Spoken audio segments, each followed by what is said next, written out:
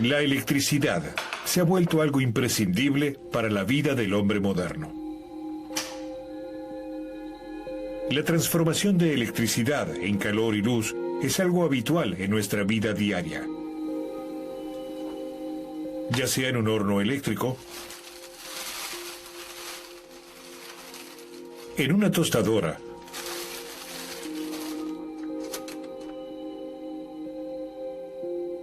o en una máquina para hacer café express. En todas partes, la resistencia eléctrica genera calor, un efecto conocido y que sin embargo nadie pudo explicar en mucho tiempo. El primero en lograrlo fue un hombre que debió luchar muchos años para ser reconocido como científico.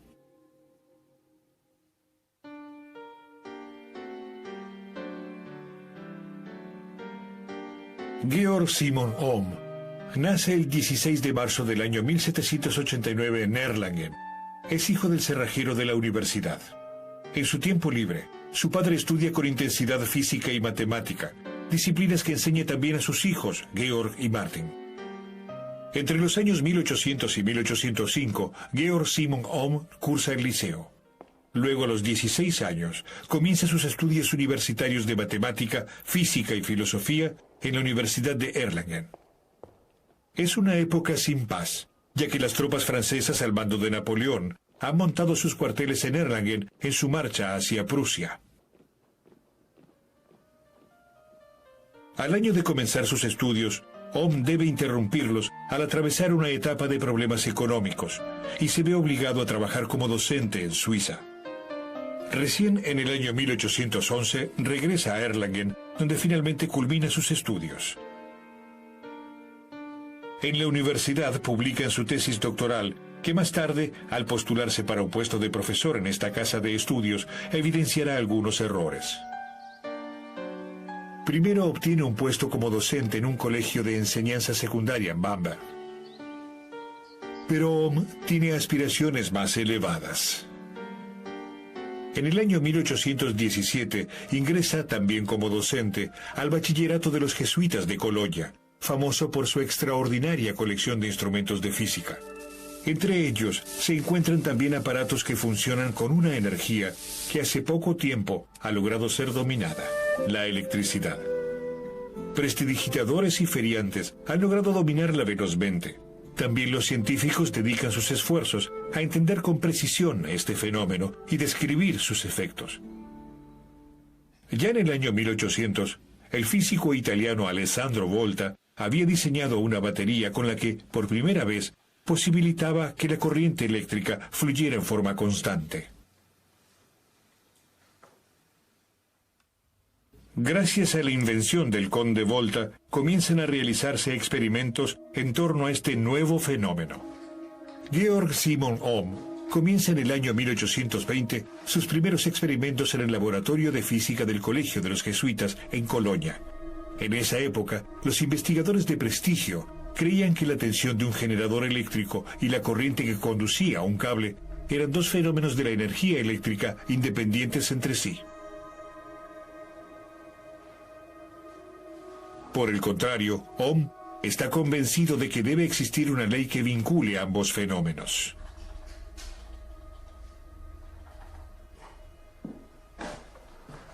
En Colonia, invierte una gran parte de sus ingresos adquiriendo instrumentos de física y química con los que se dedica a la realización de ambiciosos experimentos. A fin de verificar sus hipótesis, hace circular corriente por diversos cables. En cada uno de ellos mide la conductividad. Para ello, emplea una balanza de torsión en la que una aguja imantada se desvía en función de la intensidad de corriente. Experimenta con cables gruesos y delgados, largos y cortos, de cobre, plata, latón y otros metales.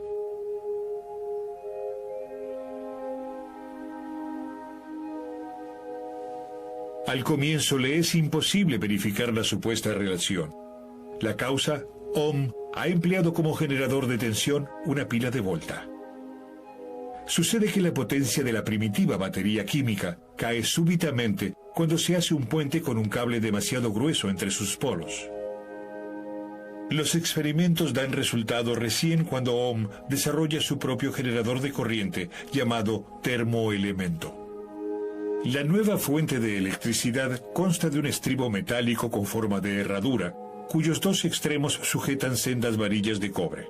Ohm conecta a estas varillas de cobre los extremos de sus cables de corriente.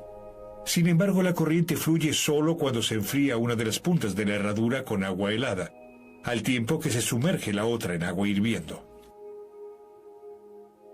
Esto se debe a que los electrones poseen en el metal caliente una energía mayor que en el metal frío. Se mueven con más velocidad y buscan un equilibrio energético fluyendo hacia el extremo frío. Mientras exista esta diferencia de temperatura, la corriente podrá fluir.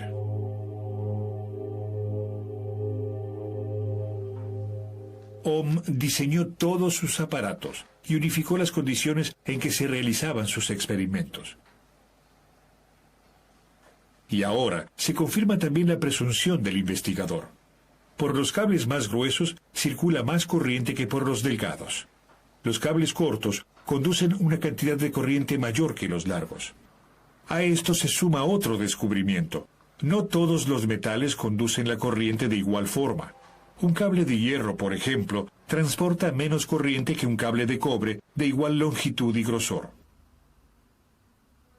Ohm denomina resistencia al valor que indica cuán fuertemente un cable frena la corriente. Esta resistencia es la que hace que dentro del conductor ocurran reacciones térmicas. Los electrones fluyen por el cable al tiempo que colisionan contra las partículas materiales del conductor. Cuanto más puntos de choque de este tipo se presenten en el camino de los electrones, mayor será el valor de resistencia del conductor. Con cada choque, los electrones se tornan más lentos y pierden energía, que se libera en forma de calor.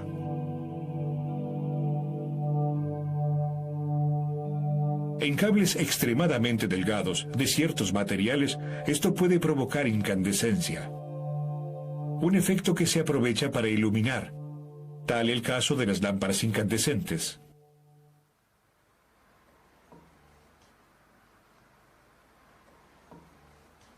La fórmula matemática que se puede deducir aquí se debe agradecer al modo sistemático de trabajo del investigador. Ohm anota todos los valores de medición en protocolos y deja en cada caso constancia de la longitud, el diámetro y la composición metálica de los cables empleados. Finalmente, de las tablas que se vuelven más extensas con el transcurso de los años, llega a determinar una relación matemática y a expresarla como fórmula. La relación entre la intensidad de corriente y la tensión eléctrica correspondiente es constante. Llama a esta relación constante resistencia. Esta fórmula es conocida hoy como ley de Ohm. La resistencia es igual a la tensión dividida por la intensidad de corriente.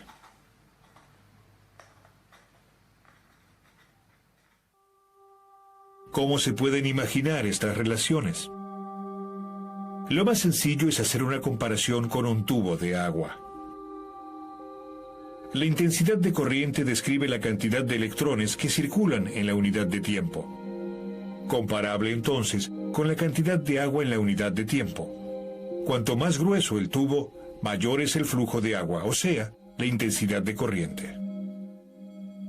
Por el contrario, la tensión muestra a qué presión entra el agua en el tubo. Una presión baja, o sea, una tensión baja, significa poca corriente.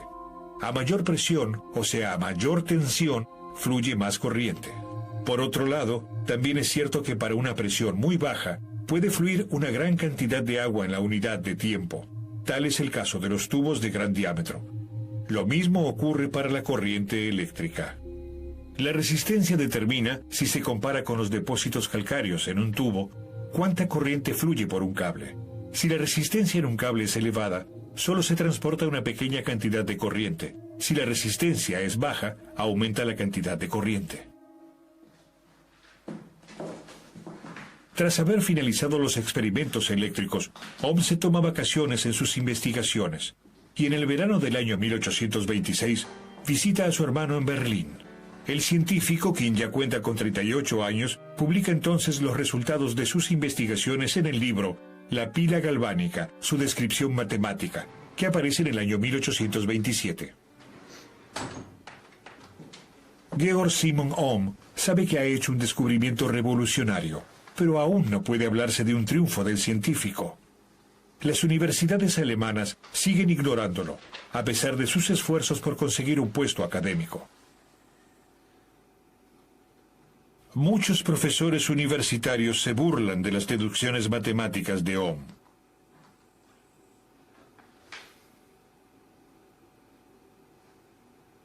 Después de haber sido rechazado en varias postulaciones por su fallida tesis doctoral, en el año 1833 consigue un cargo en la Escuela Politécnica de Nuremberg, en la cual 6 años más tarde asume como director. En ese entonces, su olvidada obra comienza a ser reconocida en el extranjero, en especial en Francia e Inglaterra. Ohm recibe un mayor reconocimiento en Alemania. En junio del año 1839, la Academia de Ciencias de Prusia le concede la membresía. 2 años más tarde, se le otorga la medalla Copley de la British Royal Society, equivalente al actual premio Nobel.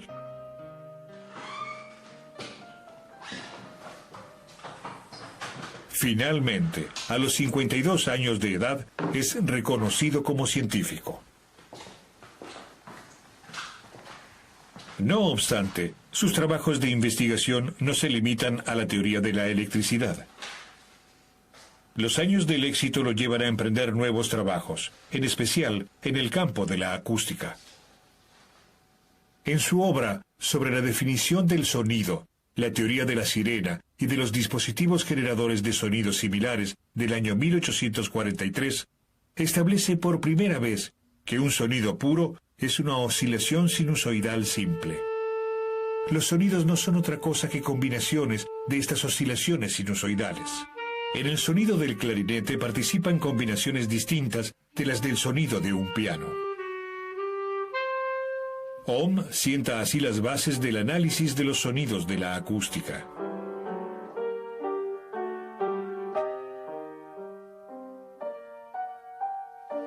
En el año 1850 tiene la oportunidad de hacer realidad su sueño, de obtener un cargo de profesor universitario. Con casi 60 años y la salud deteriorada, se convierte en profesor de matemática y física en la Universidad de Múnich. Pero la alegría por el tardío reconocimiento no dura mucho. 4 años más tarde, el 6 de julio del año 1854, muere Georg Simon Ohm tras un segundo ataque de apoplejía. Es enterrado en el viejo cementerio del sur de Múnich. Después de su muerte, Ohm recibe el reconocimiento científico que inmortalizará su nombre.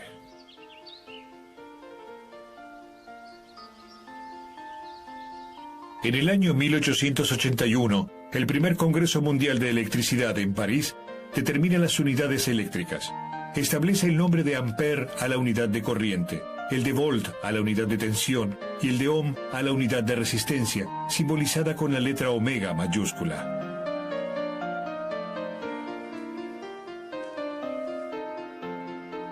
Las investigaciones de Georg Simon Ohm no han sido olvidadas hasta el día de hoy. La ley de Ohm, que describe la relación entre tensión, corriente y resistencia, es el principio más importante que sustenta numerosos cálculos de la electrotecnia.